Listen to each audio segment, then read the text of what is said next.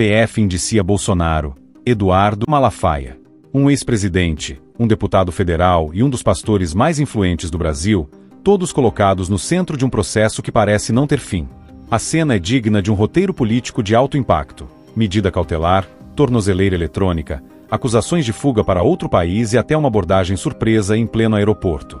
Será que estamos diante de uma investigação legítima ou de um espetáculo midiático cuidadosamente montado? Olá, patriotas! Sejam todos bem-vindos. Aqui, a sua opinião vale muito, então sinta-se à vontade para comentar. Agora vamos direto à notícia. A Polícia Federal decidiu apertar ainda mais o cerco contra Jair Bolsonaro e seu filho Eduardo. O indiciamento desta quarta-feira não apenas amplia a lista de acusações, como também adiciona novos personagens no tabuleiro político, entre eles, o pastor Silas Malafaia. E tudo isso com a assinatura de Alexandre de Moraes, o ministro que parece ter assumido não só o papel de juiz, mas também de protagonista nesse enredo. Mas espera que piora. Segundo o relatório, Bolsonaro teria cogitado pedir asilo político na Argentina. Sim, justamente no governo de Javier Milei, seu aliado de discurso liberal e conservador. O detalhe curioso: o suposto documento foi encontrado em um arquivo de Word, sem data, sem assinatura, mas considerado suficiente para embasar 170 páginas de relatório. É como se qualquer rascunho pudesse virar prova definitiva. E essa parte poucos comentam. O arquivo teria sido alterado 2 dias após a Operação Tempus Veritatis, aquela mesma que já havia colocado a cúpula bolsonarista na mira da PF. Coincidência? Planejamento? Ou apenas mais um argumento conveniente para reforçar a narrativa de que Bolsonaro estaria fugindo da lei? Enquanto isso, Eduardo Bolsonaro é acusado de ter atuado nos Estados Unidos contra autoridades brasileiras. A ironia é gritante. Um deputado federal brasileiro sendo indiciado por tentar, supostamente, articular sanções internacionais contra decisões do próprio judiciário. Mais uma vez, o rótulo é pesado: obstrução de justiça, coação no curso do processo, ação para abolir o Estado democrático de direito. Palavras fortes, impactantes, mas que na prática soam como acusações elásticas, cabendo em quase qualquer comportamento que não agrade os investigadores. E o detalhe mais comentado: Bolsonaro hoje cumpre restrição de liberdade em casa. Tornozeleira eletrônica, proibição de uso de redes sociais, impedimento de falar com investigados, restrição de se aproximar de embaixadas. A cada dia, a sensação é de que o ex-presidente governa agora sua própria cela invisível, sem grades, mas com limites tão rígidos quanto. Mas não para por aí. Malafaia foi surpreendido ao desembarcar de Lisboa. O pastor, conhecido por ser voz de apoio de Bolsonaro e crítico feroz do STF, foi abordado por agentes federais ainda no aeroporto. Aparelhos apreendidos, buscas pessoais e uma acusação ainda mais delicada, de ser o mentor das narrativas, supostamente orientando Bolsonaro a burlar restrições e manter contato indireto com seguidores. A PF afirma que ele dizia frases de impacto como "você é a voz", incentivando que vídeos e mensagens continuassem circulando mesmo diante das proibições. O que em qualquer outro contexto poderia ser visto como liberdade de expressão, aqui se transformou em indício de obstrução. E aqui cabe um contraponto. Enquanto a mídia tradicional corre para estampar manchetes sobre golpe, fuga e conspiração, pouca gente questiona a solidez das provas. Um rascunho sem assinatura é tratado como estratégia de fuga internacional. Conversas de WhatsApp viram planejamento de golpe. Mensagens privadas são elevadas ao nível de ameaça institucional. Mas espera que piora. A repercussão internacional entrou no jogo.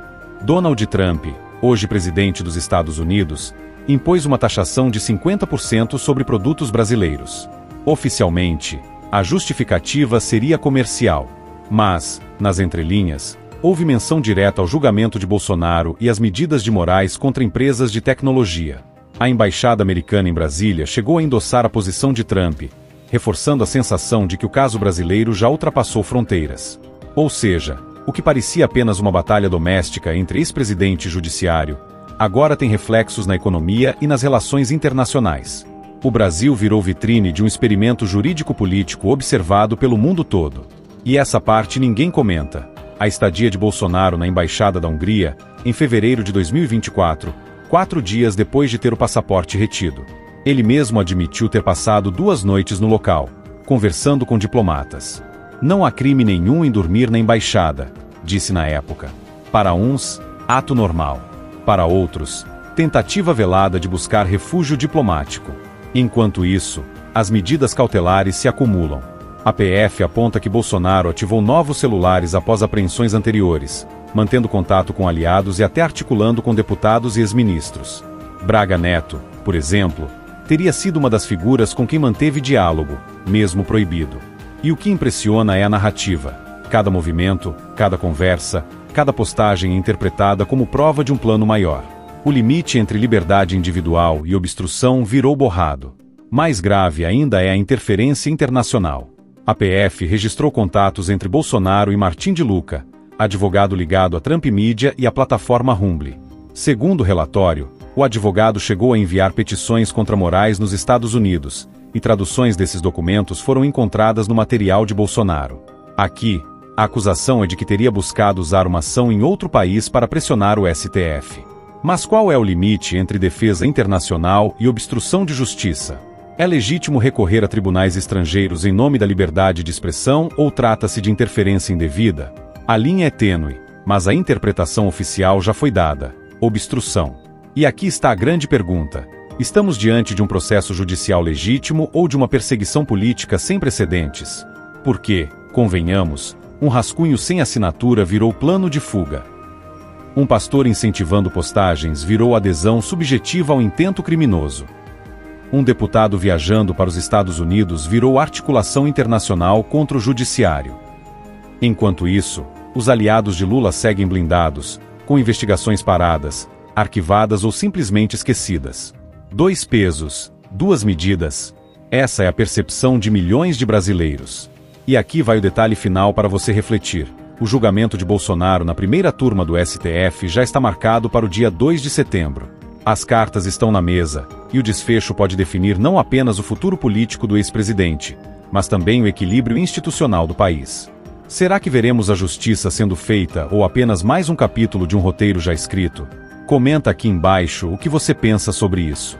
E se ainda não é inscrito, se inscreve agora, porque aqui, a verdade tem vez e voz.